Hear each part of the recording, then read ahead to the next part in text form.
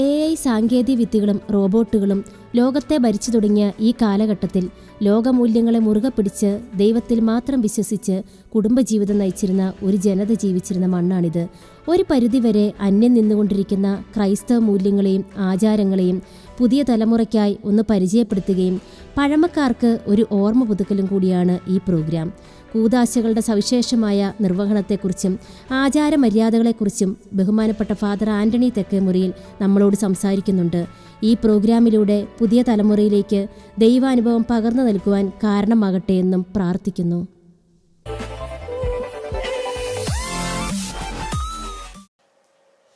പ്രിയപ്പെട്ട പ്രേക്ഷകരെ, ആചാരങ്ങൾ ഒരാത്മീയ യാത്ര എന്ന പ്രോഗ്രാമിലേക്ക് ഏവർക്കും സ്വാഗതം.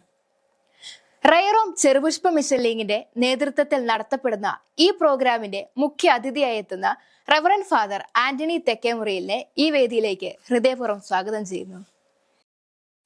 അച്ഛാ, ഇന്നത്തെ പ്രോഗ്രാമിൽ നമുക്ക് ചർച്ച ചെയ്യേണ്ട വിഷയങ്ങൾ സീറോ മലബാർ സഭയുടെ കുർബാന, ആചാരം, സംസ്കാരം എന്നീ വിഷയങ്ങളെക്കുറിച്ചാണ്. ഇതിനെക്കുറിച്ച് അച്ഛനിൽ നിന്നും ഏതാനും ചില വിശദീകരണങ്ങൾ പ്രതീക്ഷിച്ചുകൊണ്ട് നമുക്ക് പ്രോഗ്രാമിലേക്ക് കടക്കാം. ഇന്നത്തെ പ്രോഗ്രാമിൽ പങ്കെടുക്കാൻ എത്തിയിരിക്കുന്ന നമ്മുടെ കൂട്ടുകാരെ ഒന്ന് പരിചയപ്പെട്ടാലോ? സാറ മരിയ താരാമംഗലം, ജോമിയ ജോയ് മടിവാറ, ഇമ്മാനുവൽ പുതുവയലിൽ. സഹോദരങ്ങളെ, നിങ്ങളുടെ താല്പര്യം, അതായത് ചോദ്യങ്ങൾ ചോദിച്ച കാര്യങ്ങൾ ഗ്രഹിക്കാനുള്ള അതീവമായ താല്പര്യം അഭിനന്ദനാർഹമാണ്. ഇത് നിങ്ങൾക്ക് മാത്രമല്ല മറ്റെല്ലാവർക്കും ഗുണപ്പെടുമെന്ന് ഞാനും വിശ്വസിക്കുക. നമ്മൾ സീറോ മലബാർ സഭ എന്ന് പറയുന്ന ഒരു അപ്പസ്തോലിക സഭയാണ്. സഭ വിശ്വസിക്കുന്ന സമൂഹം, ആരാധിക്കുന്ന സമൂഹം, സ്നേഹിക്കുന്ന സമൂഹം, ഇന്ന എല്ലാ വിവിധങ്ങളായ മേഖലകളിൽ സഭ തൻ്റെ ക്രിയാത്മകമായ ക്രിസ്തു സ്നേഹം പ്രകാശിപ്പിച്ചുകൊണ്ടിരിക്കുക. അതിൽ ഏറ്റവും പ്രധാനപ്പെട്ടതായിട്ടുള്ളത് നമ്മൾ ആരാധിക്കുന്ന സമൂഹം എന്ന നിലയിലാണ് ഇന്ന് നമ്മൾ മുന്നേറുക. നമ്മൾ ചരിത്രപരമായിട്ട് നോക്കിയാലും നമ്മൾ വിശുദ്ധ ബൈബിൾ പുറപ്പാടിൻ്റെ പുസ്തകം 5-ാം അധ്യായത്തിൽ 7-ാം അധ്യായത്തിലെല്ലാം മോശ ഫറവോയുടെ അടുക്കൽ ചെന്ന് പറയുന്നുണ്ട്, ജനത്തെ വിട്ടുതരണം. അപ്പോൾ ഫറവോ ചോദിക്കും, എന്തിനു വിട്ടുതരണം? അപ്പോൾ കർത്താവിൻ്റെ അടുക്കൽ മോശ പോയി ഈ കാര്യത്തെക്കുറിച്ച് സംശയ നിവാരണം നടത്തി തിരിച്ചു വന്ന് പറയാം, ദൈവമായ കർത്താവിന് പൂജ ഉത്സവം നടത്തുന്നതിന് വേണ്ടി എൻ്റെ ജനത്തെ വിട്ടുതരണമെന്ന് പറയാം. അത് പുറപ്പാടിൻ്റെ പുസ്തകം 5-ാം അധ്യായം 1-ാം തിരുവചനത്തിലാണ്. നമ്മൾ 7-ാം അധ്യായം 16-ാം തിരുവചനത്തിൽ കാണുന്നു, ഹെബ്രായരുടെ ദൈവമായ കർത്താവ് അരുളി ചെയ്യുന്നു, എന്നെ ആരാധിക്കുന്നതിന് വേണ്ടി വിട്ടുതരണം. അപ്പം ദൈവജനത്തിൻ്റെ തൊഴിൽ ദൈവാരാധനയാണ്. അപ്പം ദൈവാരാധനയിൽ നമ്മളെ സംബന്ധിച്ചിടത്തോളം നമ്മൾ വിശുദ്ധമായി ഈ പരിശുദ്ധ കത്തോലിക്ക സഭയിൽ, അതായത് യേശു ക്രിസ്തുവിന്റെ മരണാനന്തര ശിഷ്യ സമൂഹം ദൈവത്തെ ആരാധിക്കുന്നു. കൂട്ടായ്മ, അപ്പമുറിക്കൽ, പ്രബോധനം, പ്രാർത്ഥന, ഇത് സദാ താല്പര്യപൂർവ്വം പങ്കുചേർന്നു. അപ്പോൾ നമ്മൾ വിശുദ്ധ കുർബാന സംശയം, അൾത്താരയിൽ സാധാരണമായി ഉപയോഗിക്കുന്ന തിരികളുടെ പ്രത്യേകത എന്താണ്? അതുപോലെ തന്നെ നമ്മുടെ പള്ളിയിൽ കിടാവിളക്കുകൾ ഉണ്ടല്ലോ, അപ്പോൾ അതിന്റെ പ്രത്യേകത എന്താണ്? ആ കിടാവിളക്കിനെ പറ്റിയും തിരികളുടെ ക്രമീകരണങ്ങളെ പറ്റിയും അറിയാൻ ഞങ്ങൾക്ക് താല്പര്യമുണ്ട്. നമ്മളെ തിരികൾ നമ്മളെ വിശുദ്ധ കുർബാനയിൽ നമ്മൾ കത്തിക്കുന്നത് പഴയ നിയമത്തിൻ്റെയും പുതിയ നിയമത്തിൻ്റെയും പ്രതീകമായിട്ടാണ്. തിരുവസ്ത്രങ്ങൾ അണിഞ്ഞ് പുരോഹിതൻ അവിടെ വന്നു കഴിഞ്ഞാൽ ഈശോ വന്ന് നിൽക്കുന്നു എന്നാണ് അതിന് അർത്ഥമാക്കുന്നത്. അപ്പോൾ ഈശോയുടെ രണ്ട് സൈഡ്, പഴയ നിയമത്തെയും പുതിയ നിയമത്തെയും പ്രതിനിധി, അതുകൊണ്ടാണ് നമ്മൾ രണ്ട് സൈഡുകളിലായിട്ട് തിരി ക്രമിക്കുക.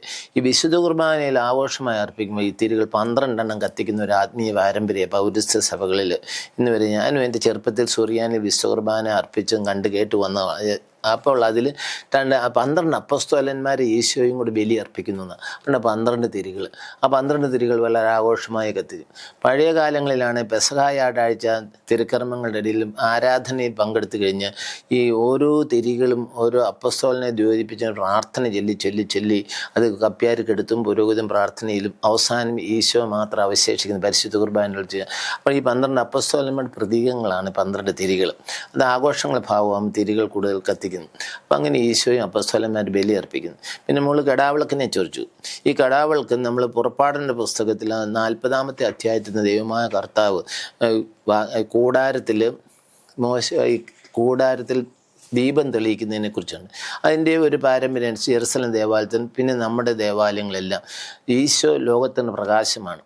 ഈശോയെ ദ്യോതിപ്പിക്കാൻ ദിവ്യ സാന്നിധ്യത്തെ അറിയിക്കാൻ വേണ്ടി അവിടെ ദീപം തെളിച്ചു. അല്ലെങ്കിൽ ആരെങ്കിലും എപ്പോഴും ആരാധിക്കാൻ വേണം. ദൈവ സാന്നിധ്യത്തെ ദ്യോതിപ്പിക്കാൻ വേണ്ടിയിട്ടാണ് ഈ കടാവൾക്ക് അത് കപ്പ്യാരുടെ പ്രധാന ജോലി ഈ കടാവൾക്ക് കെടാതെ സൂക്ഷിക്കുകയാണ്. പ്രഭാതത്തിൽ വരുമ്പോഴേ കപ്പ്യാൾ കടാവൾക്ക് ക്രമീകരിക്കും, വൈകുന്നേരം പള്ളി അടച്ചും ക്രമീകരിക്കും. അത് കെടാതെ സൂക്ഷിക്കണം. ദേവാലയം വെഞ്ചരിക്കും എത്താൻ അതിൻ്റെ പ്രത്യേകത എടുത്തു പറഞ്ഞുകൊണ്ടാണ് അവിടെ. എനിക്കൊരു സംശയമുണ്ട്. ആദ്യ കുർബാന സമയത്തും വിവാഹ സമയത്തും സ്ത്രീകൾ തലയിൽ നെറ്റ് ഉപയോഗിക്കുന്നുണ്ടല്ലോ. പള്ളിയുടെ അകത്ത് ആയിരിക്കുമ്പോൾ തലയിൽ നെറ്റ് ഉപയോഗിക്കുന്നത് എന്തിനാണ്? മാത്രമല്ല, പള്ളിയിൽ ഉപയോഗിക്കുന്നത് വെള്ള വസ്ത്രമാണെന്നും പറയപ്പെടുന്നു. വെള്ളയും ആരാധനക്രമവുമായുള്ള ബന്ധം എന്താണ്? മോളെ, അത് നല്ലൊരു ചോദ്യമാണ്. നമ്മൾ വിശ്വാസം ആചരിക്കുമ്പോൾ നമ്മൾ അതിൻ്റെ ഒരു ക്രമവും ചിട്ടയൊക്കെ വേണം, എന്നാലേ നിലനിൽപ്പുള്ളൂ. ക്രമവും ചിട്ടയില്ല, വാളെടുത്ത് വെളിച്ചപ്പാടെന്ന രീതിയിലുള്ള ജീവിതം പോയോ അവിടെ അലങ്കോലപ്പെട്ട് അത് തീർന്നു പോകുന്നതിൻ്റെ ലക്ഷണമാണ്. ചിട്ടയും ക്രമമുള്ള സമൂഹം മാത്രമേ നിലനിൽക്കത്തുള്ളൂ.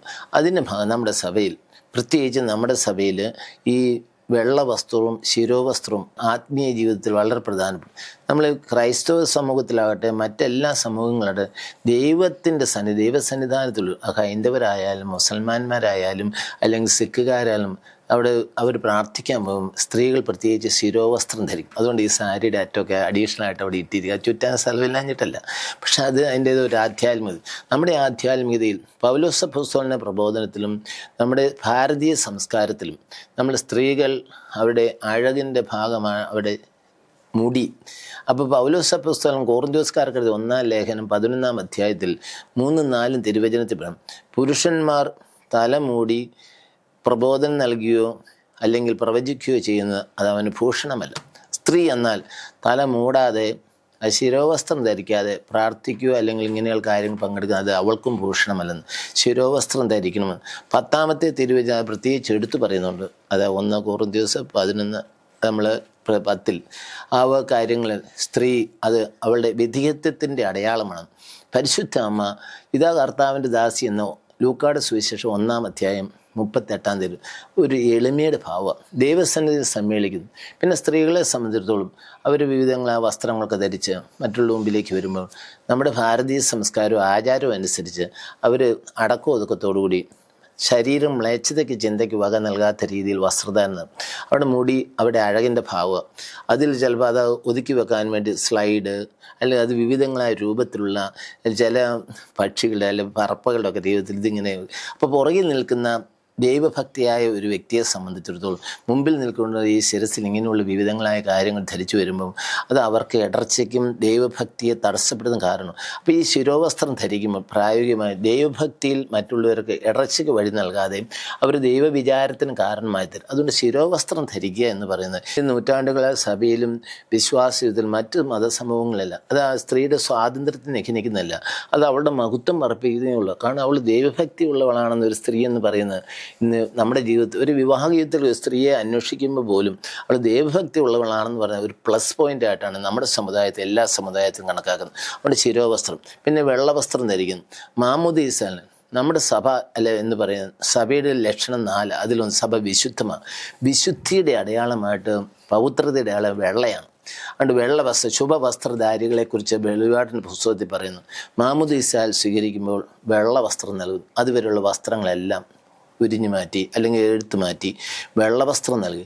നീ ഇനി വെള്ളവസ്ത്രം ധരിച്ചാണ് നിൻ്റെ ജീവിതത്തിൽ മുന്നോട്ട് വരും. അത് ആദ്യ കുർബാനയിലും അങ്ങനെ, വിവാഹത്തിൽ വരുമ്പോൾ വെള്ളവസ്ത്രമാണ്, മരിച്ചാൽ പോലും വെള്ളവസ്ത്രത്തിൽ പൊതിഞ്ഞാണ് നമ്മൾ അടക്കുന്ന രീതി. അതുകൊണ്ട് നമ്മൾ സഭയായി സമ്മേളിക്കുമ്പോൾ വിശുദ്ധിയിലേക്ക് വിളിക്കപ്പെട്ടതെന്ന നിലയിൽ ആ യാത്രാവേളയിൽ ധരിക്കുന്ന വസ്ത്രം എന്ന് വെള്ളയാണ്. അതുകൊണ്ട് നമ്മുടെ കാരണം 1973 വരെ വെള്ളവസ്ത്രം ധരിച്ചുകൊണ്ട് മാത്രമേ പള്ളിയിൽ പോകുമായിരുന്നു.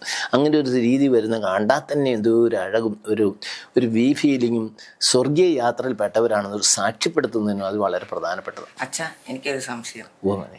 ഞാൻ വിശുദ്ധ കുർബാനയിൽ പങ്കെടുക്കുമ്പോൾ ചില ആളുകൾ ആശീർവാദം സ്വീകരിക്കുന്നത് കാണാറുണ്ട്. അതിന്റെ ആവശ്യം എന്താണെന്ന് പറഞ്ഞുതരാം. നമ്മൾ പുരോഹിതർ നമ്മൾ ആശീർവദിക്കുന്ന പിതാവിൻ്റെയും പുത്രൻ്റെയും നമ്മൾ മാമോദിസായിൽ നമ്മളെ സ്നാനപ്പെടുത്തി മുദ്രമാക്കിയത് അത് പുരോഹിതൻ എപ്പോഴും നമുക്ക് സമാധാനം കർത്താവിൻ്റെ പരിശുദ്ധാണ് കൈമാറുന്ന ഈശോ വന്ന സമാധാനം നിങ്ങളോട് കൂടി എന്ന് പറയുന്ന ആശീർവദിക്കുക. അപ്പോൾ നമ്മൾ ഇത് സാംസ്കാരികമായ ഒരു അനുരൂപണത്തിൻ്റെ ഭാഗം കൂടി നമ്മൾ അനുകരിക്കുന്നതിൻ്റെ ഭാഗം കൂടി. അതായത് ഇപ്പോൾ ആശീർവാദം നമ്മൾ അത് കേൾക്കുമ്പോൾ തന്നെ പരിശുദ്ധ തൃത്വത്തിൻ്റെ നാമം കേൾക്കുമ്പോഴേ ക്രിസ്ത്യാനി അറിയാതെ തന്നെ സ്വയം പൗത്രീകരിക്കണം. പ്രത്യേകിച്ച് മലങ്കര യാക്കോബായ ഓർത്തഡോക്സ് പൗരസ്ത്യ സഭകളിലൊക്കെ ചെന്നാൽ പരിശുദ്ധ തൃത്വം എന്ന് പറഞ്ഞ ഉടനെ അവരറിയാതെ അവരുടെ ജീവിതത്തിൻ്റെ ഭാഗമായി അവർ സ്വയം ആശീർവദിക്കും പിതാവിൻ്റെയും പുത്രൻ്റെയും പരിശുദ്ധാത്മ നാമത്തിൽ. അത് അവരുടെ ജീവിത ഭാഗം. കാരണം അവർ സ്വർഗീയ യാത്രയിൽ അപ്രകാരം ആണ് അവർ വേർതിരിക്കപ്പെട്ടത്. നമ്മുടെ ഈ പ്രോഗ്രാമിന്റെ ആദ്യത്തെ എപ്പിസോഡ് ഇവിടെ വൈൻഡപ്പ് ചെയ്യുകയാണ്. സീറോ മലബാർ സഭയിലെ കുർബാന, ആചാരം, സംസ്കാരം എന്നീ വിഷയങ്ങളെക്കുറിച്ച് പഴമയുടെ അതേ ലാവണ്യത്തോടെ ലളിതമായി നമുക്ക് വിശദീകരിച്ചു തന്ന അച്ഛനും ചോദ്യങ്ങൾ ചോദിച്ച കൂട്ടുകാരായ സാറ, ജോമിയ, ഇമ്മാനുവൽ എല്ലാ മാന്യ പ്രേക്ഷകർക്കും ഹൃദയത്തിന്റെ ഭാഷയിൽ നന്ദി അർപ്പിക്കുന്നു.